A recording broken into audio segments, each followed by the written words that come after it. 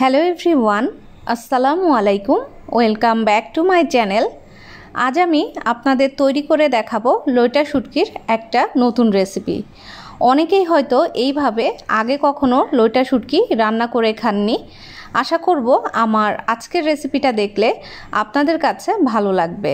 একবার হলেও এইভাবে আপনারা লইট্টা শুটকিটা রান্না করে দেখতে পারেন, আপনাদের কাছেও ভালো লাগবে। যারা শুটকি খেতে পছন্দ করেন তাদের কাছে তো এই রেসিপিটা খুবই প্রিয়। তাহলে চলুন রেসিপিটি শুরু করি। এখানে আমি 3 কাপ পরিমাণ পানি গরম করে নিয়েছি খুব ভালোভাবে। এর মধ্যে দিয়ে দিচ্ছি 1 কাপ পরিমাণ লইট্টা শুটকি। চুলাটা মাঝারি হাই হিটে রেখে শুটকিটা আমি 2 মিনিটের মতো একটু রান্না করে নেব। এতে করে শুটকিটা কিন্তু খুব ভালোভাবে পরিষ্কার হয়ে যাবে। আর দেখুন শুটকিগুলো কিন্তু আমি এভাবে ছোট করে কেটে নিয়েছি। তো শুটকিটা কিন্তু 2 মিনিটের থেকে বেশি ফুটিয়ে নেওয়ার দরকার নেই, তাহলে কিন্তু একেবারে বেশি নরম হয়ে যাবে। তো দেখুন শুটকিটা আমি একটু ফুটিয়ে নিচ্ছি। শুটকিটা ভালোভাবে ফোটানো হয়ে গেলে আমি পরিষ্কার পানি দিয়ে এই শুটকিটা ধুয়ে নিব 3-4 বার। এতে করে শুটকিটা খুবই পরিষ্কার হয়ে যাবে। তো দেখুন ফুটিয়ে নিয়েছি। এবার আমি চুলাটা বন্ধ করে দিচ্ছি। চুলা বন্ধ করে পরিষ্কার পানি দিয়ে ধুয়ে নিচ্ছি। শুটকিটা আমি পরিষ্কার পানি দিয়ে ধুয়ে নিয়ে দিয়ে দিচ্ছি একটা ব্লেন্ডারের মধ্যে। এবার আমি এর মধ্যে দিয়ে দিব অনেকগুলো শুকনো মরিচ আর অনেকগুলো কাঁচা মরিচ। ঝালটা আপনি আপনার টেস্ট অনুযায়ী কম বেশি করে নেবেন। তো আমি এই সবগুলো মরিচ দিয়ে এবং শুটকিটা একটু ভেঙে নেব। একেবারে আধা ভাঙা করে নিতে হবে যাতে করে পেস্ট না হয়ে যায়, বাট শুটকিটা আধা ভাঙা টাইপের হবে। তো আপনাদের দেখিয়ে দিব কেমন করে আমি এটা ব্লেন্ড করছি।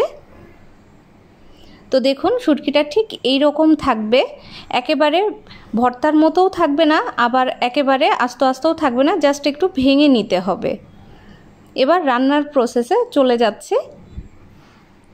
আমি এখানে ফ্রাই প্যানে দিয়ে দিচ্ছি 1/2 কাপ পরিমাণ সরিষার তেল। 1/2 কাপ তেলে দিয়ে দিব 1 কাপ পরিমাণ পেঁয়াজ কুচি। পেঁয়াজটা এই রান্নায় একটু বেশিই দিতে হবে, এতে করে শুটকিটা খেতে ভালো লাগবে। চুলা মাঝারি হাই হিটে রেখেই আমি শুটকিটা রান্না করে নিচ্ছি। তো অনেক নতুন আপুরা আছেন যারা একেবারেই রান্নাবান্না পারেন না, তারাও কিন্তু খুব সহজে এই রেসিপিটা ট্রাই করে দেখতে পারেন। রান্নাটা কিন্তু অনেক বেশি সহজ। তো দেখুন পেঁয়াজটা আমি কিছুক্ষণ ভেজে সফট করে নিয়েছি। পেঁয়াজটা সফট হয়ে গেলে আমি এর মধ্যে দিয়ে দিব একে একে মশলা। প্রথমেই দিয়ে দিচ্ছি 1 টেবিল চামচ পরিমাণ রসুন বাটা, 1 টেবিল চামচ পরিমাণ আদা বাটা, 1/2 টেবিল চামচ পরিমাণ লবণ বা স্বাদ মতো লবণ, হলুদের গুঁড়া দিয়ে দিচ্ছি 1/2 টেবিল চামচ পরিমাণ, লাল মরিচের গুঁড়া দিয়ে দিচ্ছি 1 টেবিল চামচ পরিমাণ। সামান্য একটু পানি দিয়ে দিচ্ছি। এই পানিটা দিয়ে মশলাটা খুব ভালোভাবে কষিয়ে নিতে হবে। মশলাটা খুব ভালোভাবে কষিয়ে নিতে হবে, এতে করে কাঁচা গন্ধটা চলে যাবে মশলার। তো দেখুন মশলাটা আমি ভালোভাবে কষিয়ে নিচ্ছি। প্রায় 2-3 মিনিটের মতো কষালেই দেখবেন যে খুব সুন্দর একটা রং চলে আসবে। আর ঝালটা কিন্তু আপনারা আরও কমও দিতে পারেন, এতে কোনো সমস্যা হবে না। জিরা বাটা দিয়ে দিচ্ছি 1 টেবিল চামচ পরিমাণ। এবার আমি জিরা বাটাটা দিয়েও খুব ভালোভাবে মশলার সাথে কষিয়ে নেব। মশলাটা একটু ভালোভাবে কষিয়ে নেবেন সময় নিয়ে, এতে করে যে কোনো তরকারি আপনার খেতে ভালো লাগবে। তো দেখুন খুব ভালোভাবে আমি মশলাটা কষিয়ে নিয়েছি, আর মশলা থেকে কিন্তু তেল ছেড়ে দিয়েছে, এর মানেই কিন্তু মশলাটা খুব ভালোভাবে কষানো হয়ে গেছে। এবার আমি এর মধ্যে দিয়ে দিচ্ছি একটা বড় সাইজের রসুন, যেটা আমি কিউব করে কেটে নিয়েছি, আর যে শুটকিটা প্রসেস করে রেখেছিলাম সেটাও দিয়ে দিলাম। এবার আমি ব্লেন্ডারটা ধুয়ে অল্প একটু পানি দিয়ে দিব। এই পানিটা দিয়ে খুব ভালোভাবে শুটকির সাথে মিশিয়ে নিতে হবে। তো আমি মিশিয়ে নিচ্ছি। মেশানো হয়ে গেলে আমি এর মধ্যে দিয়ে দিব আরও কিছুটা পানি। আমার মনে হচ্ছে পানিটা একটু কম হয়েছে, আপনারা আপনাদের শুটকি অনুযায়ী পানিটা বুঝে অ্যাড করবেন। তো আমি ব্লেন্ডারটা ধুয়ে আরও কিছুটা পানি দিয়ে দিচ্ছি। টোটাল 1/2 কাপের থেকে একটু বেশি পানি আমি এই রান্নাটায় ব্যবহার করছি। তো আরও একটু পানি দিয়ে দিচ্ছে। পানিটা দিয়ে এবার আমি আরও একবার ভালোভাবে নেড়েচেড়ে নিচ্ছি। ঢাকনা দিয়ে চুলা মাঝারি হাই হিটে রেখে রান্না করে নিব 10 মিনিটের মতো। 10 মিনিট পর ফিরে আসব। যারা নতুন আজকেই আমার চ্যানেলটা ভিজিট করছেন অবশ্যই আমার চ্যানেলটা সাবস্ক্রাইব করে রাখবেন, আর যারা আগে থেকেই সাবস্ক্রাইব করেছেন তাদেরকে তো অসংখ্য ধন্যবাদ। দেখুন শুটকিটা কিন্তু খুব ভালোভাবে ফুটে গেছে। 10 মিনিট পর আমি ঢাকনাটা খুলে নিচ্ছি।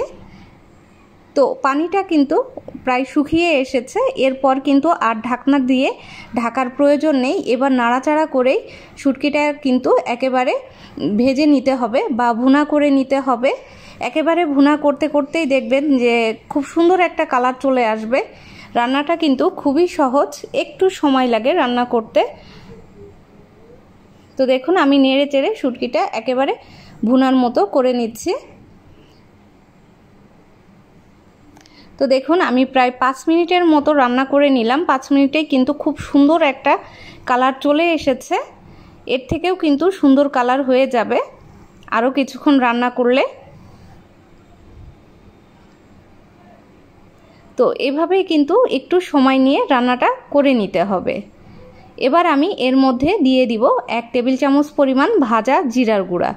এটা কোনো অথেন্টিক রেসিপি না, এটা সম্পূর্ণ আমার নিজস্ব রেসিপি, এজন্যই আমি জিরা গুঁড়াটা দিলাম। আপনি চাইলে জিরা গুঁড়াটা কিন্তু স্কিপ করতে পারেন, এটা আপনার চয়েস। আপনি যদি ইচ্ছে করেন ধনেপাতাও দিতে পারেন এখানে, বা জিরা গুঁড়াও দিতে পারেন। আপনার টেস্টের উপরে ডিপেন্ড করবে আপনি কিভাবে রান্না করতে চান।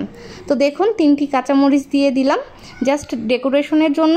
রেসিপিটি তৈরি হয়ে গেছে, আমি সার্ভ করে নিয়েছি। আশা করব ভালো লেগেছে আপনাদের।